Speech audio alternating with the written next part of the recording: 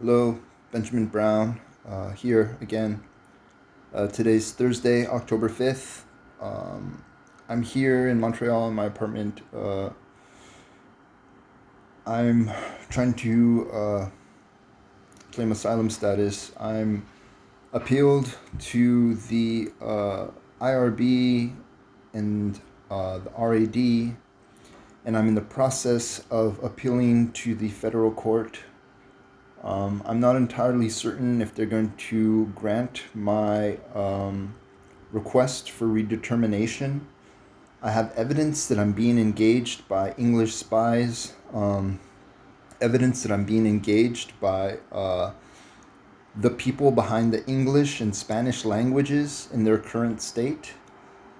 And I have evidence that I'm being psychologically abused and psychically abused and psychokinetically abused and telekinetically and telepathically abused. But it seems like the situation is difficult for the government to admit, because in order to admit that these things that I'm saying are true, they in some way incriminate themselves. But it doesn't really seem logical that I would have all these efforts poured into conditioning me and engaging me, because I in fact am the inspiration for popular Japanese cartoons, um, some books and movies. I'm the inspiration for superhero franchises. I'm the inspiration for several more popular music acts and music songs and stuff like that. And it's all tied to the validation of the Revelations prophecy, which some people would argue is not really a threat. But through my experience, limited, or through my ignorance, I believe that it in fact is a threat. And I believe that somebody intends to use me to completely destroy the global economy, which has essentially been um, tied to the American consumer economy. And I have heard that like America consumes more than like 60% of the world's resources, and that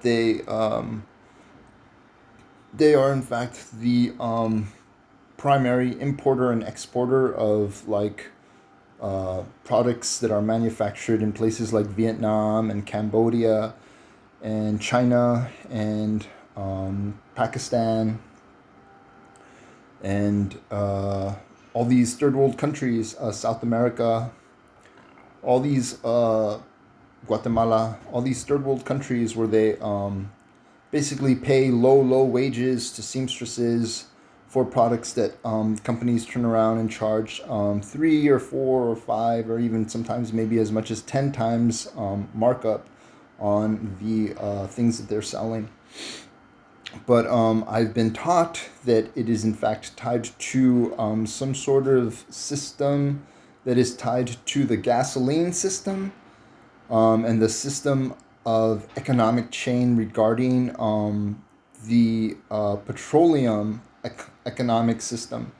Uh, I guess there was a popular case in the news not too long ago where Valenzuela decided to turn back on using the petrodollar system because they knew that if the American economy tanked, that it would in fact ruin their economy.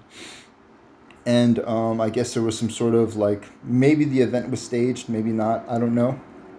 But it seems like there was some sort of coup or something, and that they got rid of someone and they replaced somebody, and then they brought him back, and then I don't really know what the exact details were. But Venezuela, I guess, at the very least, is one of the major production countries when it comes to oil, and I know that there's something going on with Iraq. Uh, like I said, these conspiracies have the capacity to make copies of us and raise copies of us, and even take people that don't really look like us and replace us with them, and make them sound like us and act like us and make them appear to be like us because of these devices that we have in our heads. And it's quite possible that the original inhabitants of Iraq that were in fact in charge of the oil resources that were there were in fact killed and replaced by American soldiers or American produced Arab specimens. I'm not entirely certain. I've been taught that that it is foolish to assume that simply because a country is a third world country, or that it is not capable of, at the very least superficially, of protecting its people or protecting its resources from conquest, that it doesn't necessarily mean that the country's not capable of something, and that there might be a lot of countries that are third world countries that are sort of holding back. I'm not quite certain what it is that's going on with India. I've been taught, and I've never been there, but I've been taught and I've been told that like they have a really big problem with pollution. The general population is extremely uneducated and ill-equipped. I know, like I read somewhere, saw some documentary somewhere that one of the chief resources in India is cheap labor and cheap unskilled labor, and they had like some sort of like documentary about how people were staying in these like building homes or like these like job camps or something, where they would go and work, like build like all these resorts and motels and stuff, but they were like essentially ill-equipped and undereducated cheap Indian laborers. But I'm not entirely certain that any of those things are really true. I'm in a controlled environment.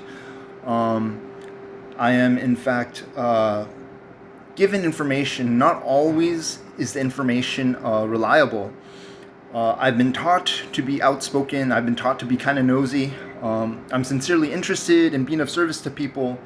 I have a literate foundation. I'm capable of studying and stuff, but and there's no way that somebody didn't do those things with the intention of using me for something. But it seems like I'm really kind of hitting my head against a brick wall here in Canada, and it seems like strange because there's all these things that kind of lead me to believe that I'm supposed to be here, but there's all these things that also are actually quite all these things that make me feel like maybe I really not ought to be here, and I'm kind of just dealing with it. I feel like part of the problem, or part of the reason that I'm here, is to make this asylum claim and to get it on paper that I am a genetically engineered human, and that I am in fact a clone, and that not only am I a genetically engineered human, but I am the work of a time-traveling conspiracy tied to drug trafficking and human trafficking, but created with the intention of exposing these things. And there has to have been some English hand that worked in my existence and my creation, and there has to have been some French hand that created me and helped turn me into whatever it was that I was, or that I am, as well as Spanish. There's all these traces of religious influence in the Spanish language and things that get my attention or are intended to get my attention. And I'm not completely convinced that all these things are rooted specifically in Catholicism. One of the things that I've been thinking about lately is deities and pagan deities. I technically don't have any evidence that Christianity, Judaism, and Islam existed before the 1800s or the late 1800s, but I've been thinking, and rationally, it's kind of difficult to imagine that a human in his primitive mindset would have been capable of comprehending the idea of a deity, specifically because the ideas that encompass what a deity is are all-knowing, all-powerful, and all-present. I don't know how much is true about our pagan mythology as a world and as a human, historically or otherwise. I don't know if the Greek gods and goddesses were true things. It seems like there was something that they were created much more recent because they're kind of rooted in psychology or in some way rooted in what somebody believes to be like psychosis or some sort of like psychological thing. I guess that's why they've like taken some of the stories and purported them as like psycho psycho psycho psychosocial ailments or something like that. Um, so I don't really know what the truth is about like the pagan deities of Arabia and the desert and the pagan deities of India. Um, it all sounds really strange and it all seems really strange. I'm not really turned off by the idea of being Jewish or Muslim, even if the religions don't date as far back as they say they do. But I find it hard to believe that there wasn't. Maybe this is a biased understanding or a bias or maybe even a conditioned perception.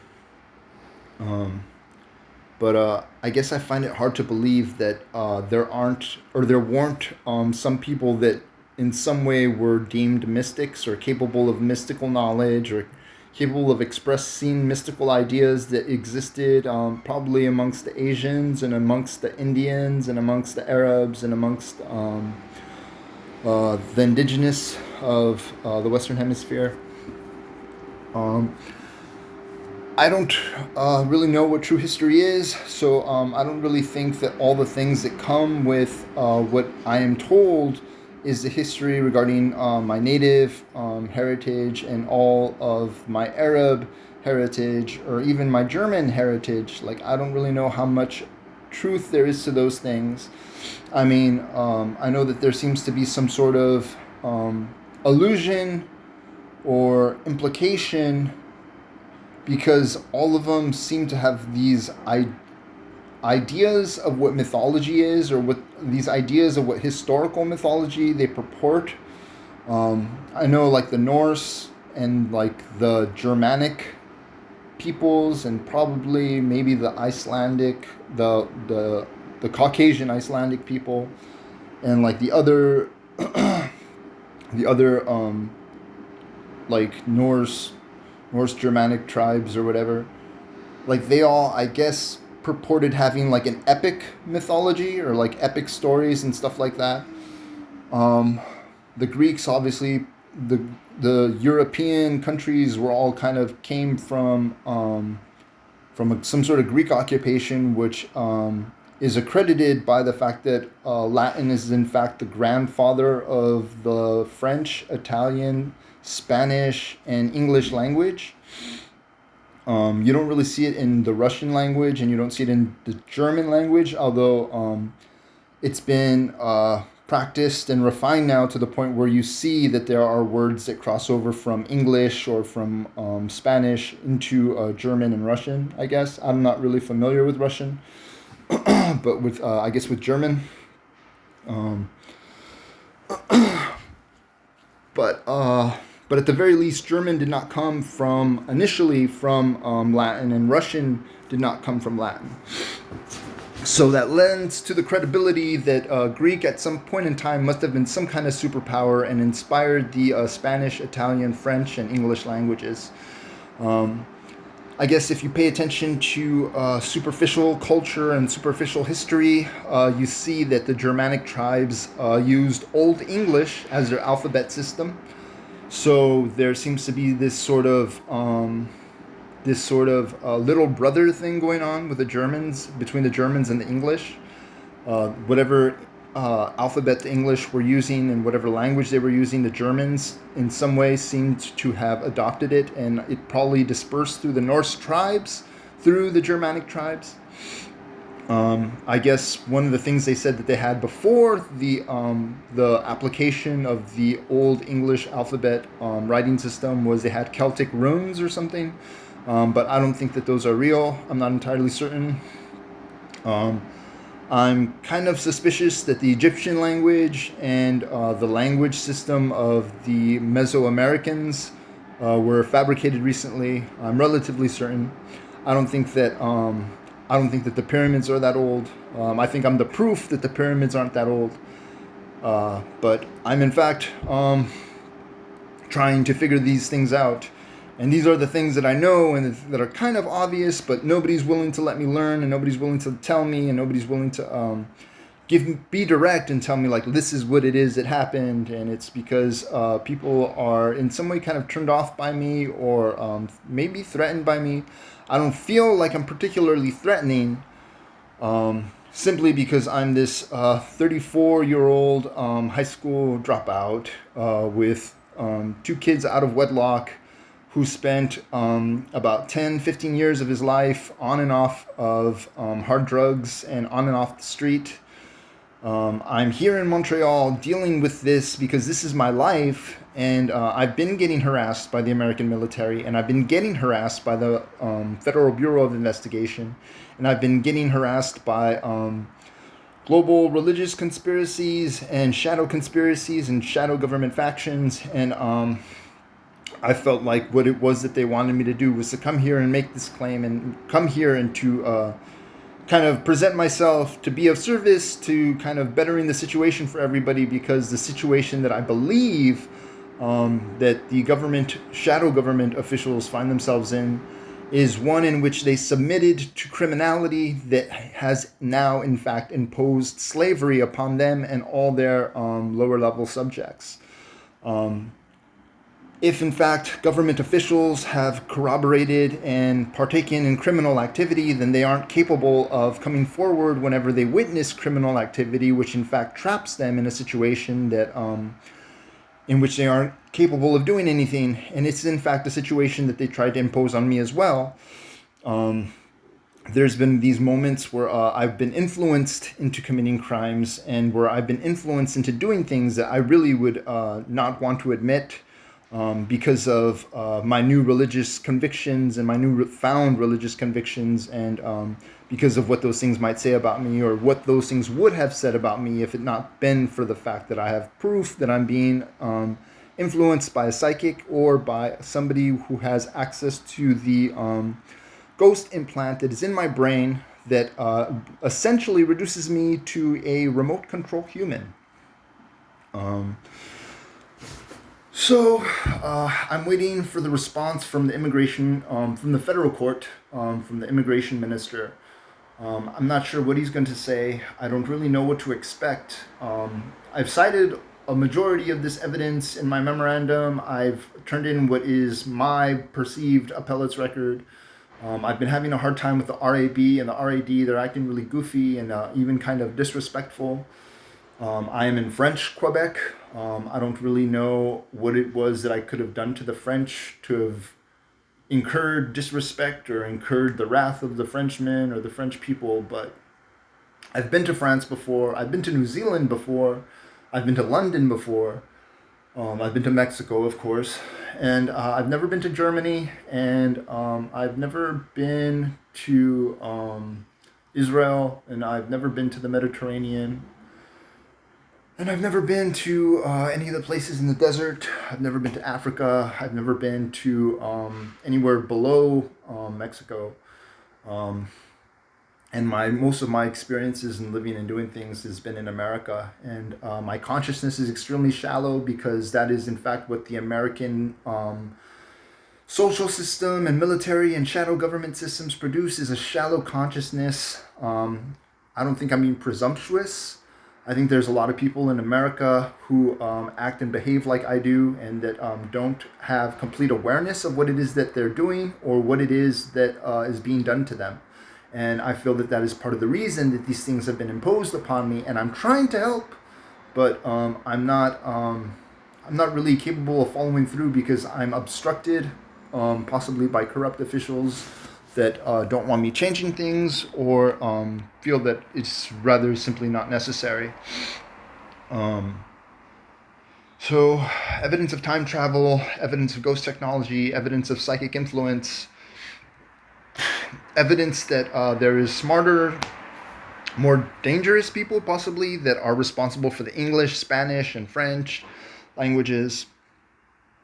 and that are also responsible for purported world history, and that I am in some way tied to them. I don't know. Uh, until next time, this is my video. I don't have any way of keeping track of these videos or keeping these videos on my phone.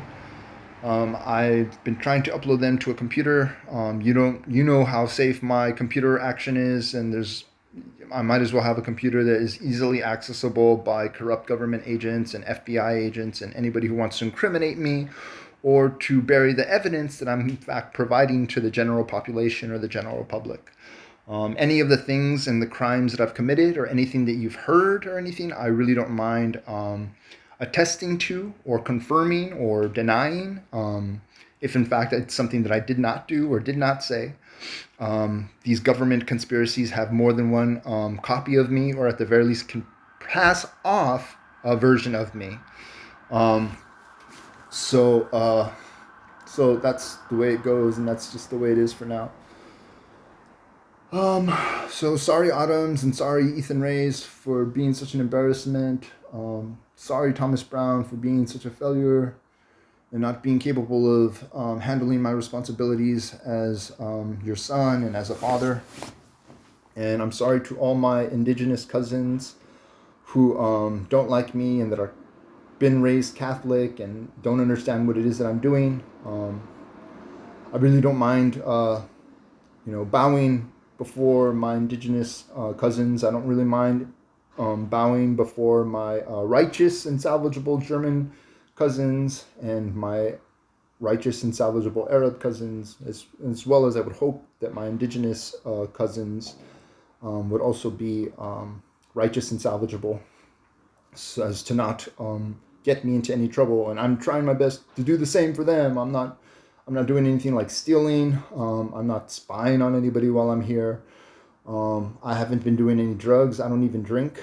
The little stuff that I have is just like watching cartoons, because that's all that I'm really kind of allowed to do here, is watch cartoons. And sometimes I can't even prepare a meal and enjoy it. But I'm essentially broke right now.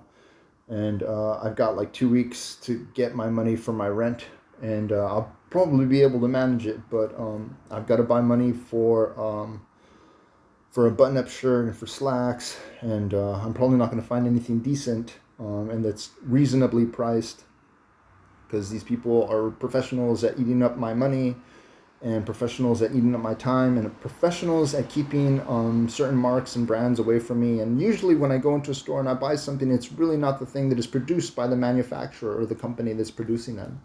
I've been getting like goofy knockoff merchandise that's produced by some sort of corrupt state. But whatever. I'm trying my best to endure, and I'm doing my best to try to do whatever I can to be of service. And I still am under the impression that I should have died about like 7-8 years ago. So the way I kind of feel about it is just like, my life, the only thing that's really left of my life is to just follow through this thing for everybody. And after that, I'm just like, I don't know what else I could possibly be of service for, or what else I could do for, or whatever.